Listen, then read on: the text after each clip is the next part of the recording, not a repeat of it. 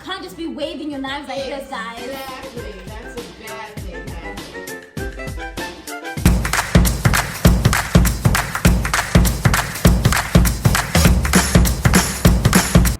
Okay, so I just got back from Whole Foods. God, I hate grocery store aisles.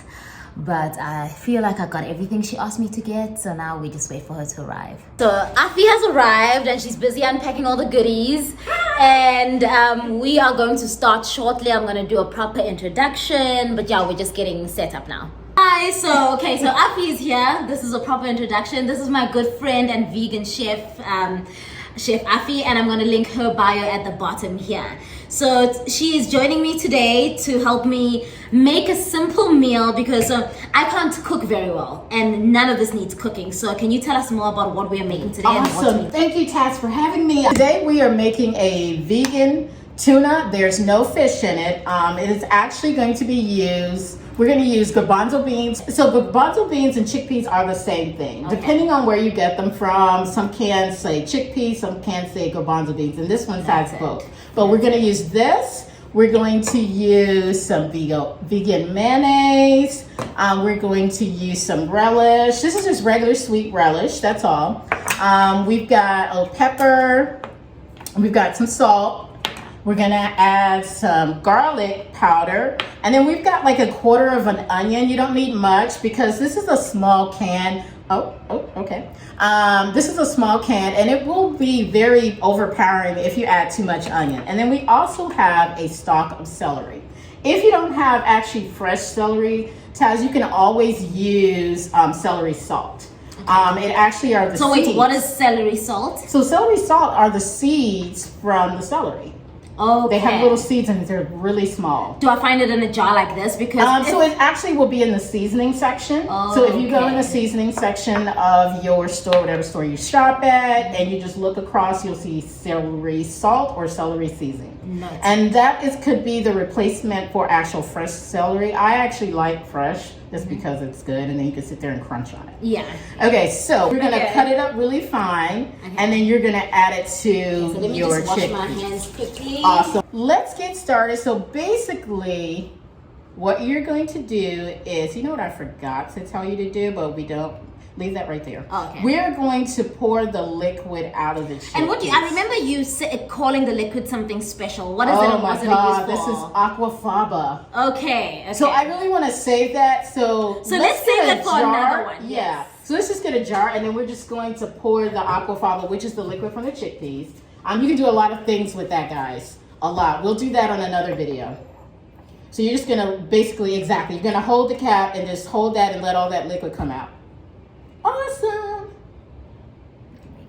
And this recipe, try to get the rest of it because we don't want any of the liquid in your salad. It's kind of like when you're making tuna and you have the liquid in the tuna and you got to pour that liquid out. Yeah. That's what you're doing there. Okay, we have aquafaba, we have unsoaked peas. Awesome. All right, so go ahead and get your bowl. You can pour your chickpeas into your bowl. Here, I'm gonna let you do the honors because I'm basically just kind of coaching her. Because I need to know this for my future husband or just for myself to begin with. You know, cooking for yourself is awesome. You know, it's great to be able to go to a restaurant, but it's also awesome to be able to cook for yourself. To come home, exactly, because, so I've been living on Uber Eats and DoorDash. Okay. And as much as I'm all about supporting our economy, yeah. Charity starts at home. There you go. I've got to support myself first. Exactly. Okay, so we have the chickpeas in the bowl. Okay, so we'll leave this over here for the moment. Okay. Now we're going to come to our knife skills. We've done this before. So this is the scary part here. So our very first lesson together, we've done this before. But I'm going to ask you to just show me one more time. Not a problem. Do the chopping. Yeah. Okay, so we have two different knives, guys. I have like a little paring knife. It comes with a little guard. Sometimes I like to use knives that have guards to protect yourself because you can get hurt. I teach knife skills in an actual cooking course because you need to know how to actually properly hold your knife. We are using the chef knife to chop. All right, so basically what I'm gonna do, I did wash the celery, but I'm actually just gonna cut this portion off of the celery. And the way that I hold my knife is to actually be able to take your hand around the handle, take your thumb at the top part of it, just like that. And then this is how you hold your knife. Some people do this. Some people put their hands all the way back here. That's a no-no. The reason Can you being, show us that one more time? Sorry. Sure. So you're going to take your hand. You're going to grab the handle like this. All your fingers around the top part of it. Then you're going to take your thumb and put it on the inside of the blade. You're not going to cut yourself. The reason you're doing this is to steady your knife. So when you're chopping, your hand is not moving all around. You don't want it to move. Okay. All right. So I'm going to look down, guys, because I need to keep my eyes on the board while I'm doing this. We are going to turn the celery over. I am actually going to take my left hand and claw my fingers together like this. And the reason I'm doing this is because the knife needs to rest against your fingers based on keeping your fingers out of the way. If your fingers are like this is when you get cut. If your fingers are like this, you can't cut yourself. So I'm actually just going to turn this over. And I'm gonna bear claw. I call it bear clawing. It's just a term. You don't have to call it anything. You just keep your fingers curled up. And I'm just gonna slice down and just cut that portion off. Okay, that's just the end of the celery. And then I'm just do it the same way on the other side. Just like that. Okay, then we're gonna take the celery and then we're going to split it. I'm actually gonna turn my cutting board around a little bit. Just like that. All right, now Taz, it is your turn because I am actually just gonna have you chop down the celery. That's all you're gonna have to do. Okay. And then we're gonna leave everything on the cutting board once you cut it. Must I keep my hands Keep your clawed? fingers here. Remember about your thumb. Your thumb is on the, oh wait, the thumb with the knife, yes. Okay. So now we're gonna talk about the onion. oh gosh, oh no, yeah. Okay, so first things first, knife needs to be down on the table. I'm gonna show you a trick. Basically, what I'm getting ready to show you how to do, and my eyes are gonna leave the camera, guys. So I'm actually going to take my fingers here, and I'm actually gonna do a cut at the top. Okay, and then another cut underneath it. And then we're gonna turn it around, and then I'm going to do a cut here, and a cut here, and a cut here, all the way across. And then all you have to do is slice down. Okay. That actually cuts a lot of time with, instead of you cutting individual slices and then trying to chop or mince it, this actually takes all of that work done for you. Perfect, perfect. You're doing great. Thank you, and I'm not crying yet. See? So. Now we're gonna come back to our chickpeas. And I have what is called a potato masher. Okay, you don't necessarily have to use this. You can use a fork, but I'm using this just because, you know what, it makes it easier. Yeah. Chickpeas have a really thin film on the actual chickpea itself, and sometimes they slip around. So this just makes it easier to grip. So would you say we're able to put this in a grinder too? Is that the We type can put of it in like a food processor if you have one. Okay. Yeah, I don't know about. Is that too grinder. mushy, or is this like the perfect way to do it? Yeah, I would probably either use a fork or this. Food processing would probably be the best, but you have to get like a kind of a really heavy blade that doesn't like mush it, because you don't want it to turn into mashed hummus. sweet pea. Oh, okay. Because that's where what hummus it's comes from, is the chickpeas. Okay. So if you process it too fine, then it's past the point of like a tuna, because you want like pieces. Okay. And so basically what you're just gonna do is you're just gonna go in and you're just gonna mash your heart out. Okay. Yeah. Press down. Awesome. And even if there are kind of pieces, and you see how the little skins are popping out of it? Yeah. And that's okay, because like I said, tuna is pieces. And while you're doing that, I'm gonna go ahead and open up the relish. Perfect. So who taught you this? So I've tried this from people before, and we made it for one of my good friends' birthday parties, and I absolutely loved it. So I was like, today this is what I really want to learn. Who taught you this recipe, and when did you even become vegan, or was that like a recent lifestyle choice? Great question. Well, okay, here's the thing about the vegan tuna. Actually, I follow a lot of vegan chefs and watch a lot of videos and have a lot of reference books. And actually, one of these this particular recipe came from another chef that actually does her own YouTube channel, and she did like a tuna, because I don't really necessarily sometimes think about tuna on a as a lunch. Yeah, as a yeah, vegan but option. I was like, this is a great option. A little tidbit. So when I was young, I actually have been raised vegan since 1975.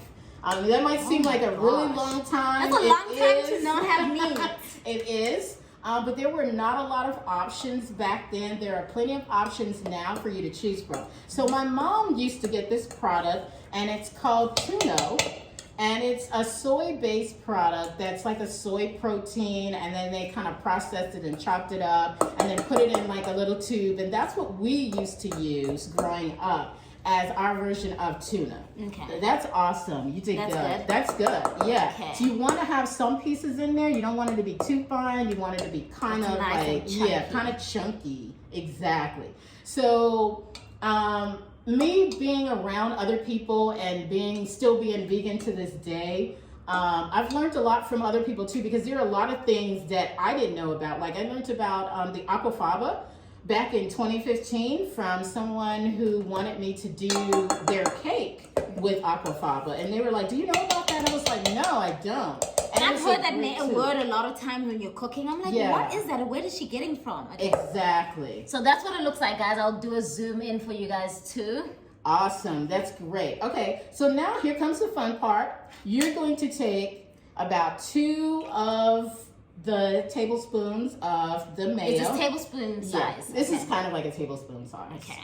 Yeah. Just go with your eye. Yeah, basically. These Cooking is, Yeah. And it's really based on taste. Some people like a lot of mayo, some people don't. That's good. Awesome. So I'm linking all the products that we've used today. I've gone to Whole Foods and got some products there, all the vegan products. I'll be linking them at the bottom. Awesome. Okay.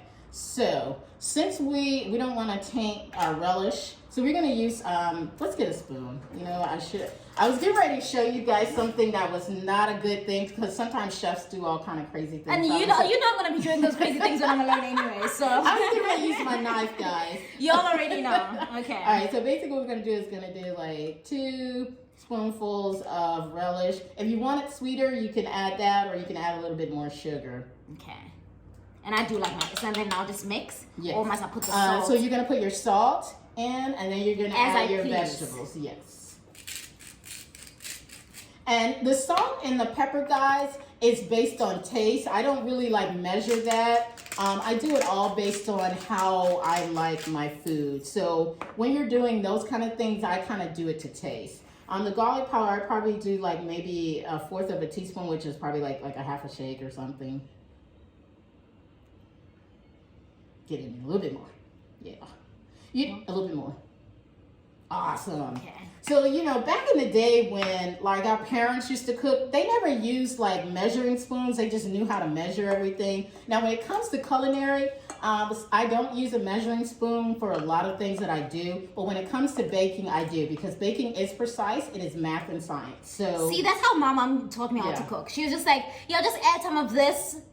Exactly. And never like add 2 teaspoons of this. And then today she expects me to be a good cook. I'm like, I never knew what was going on. I just knew what needs to go in.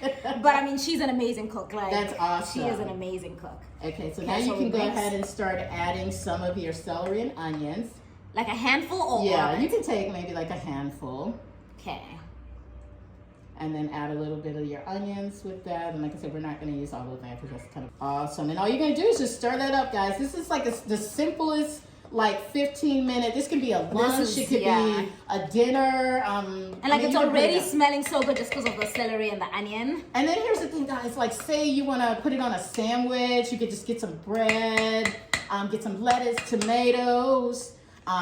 And that's it, guys. That's it. It's just like super delicious too. Listen, this is what I'm serving my new boyfriend, my soon-to-be boyfriend, my future bae, for the next 6 months of our relationship, until our next cooking lesson. Awesome, guys. Awesome. I love it. But that was it, guys. It was like 4 ingredients. Let me see. What was it? 1, 2, 3, 4, 5 ingredients that we used for this. That are going to be at the bottom of this page. Awesome.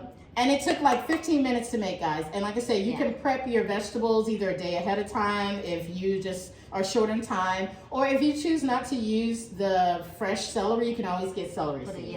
Yeah. That was amazing. Thank you for joining me, and I will be eating this for like until I learn how to cook something else. Thank you so much, Afi. Thank you. I enjoyed being here. And guys, Afi has her own YouTube channel, which, like I said at the beginning, I'll be linking at the bottom of the screen. Please feel free to follow her if you guys want to actually learn more of like follow her recipes and her cooking. She's got a website that everything I'll be linking at the bottom.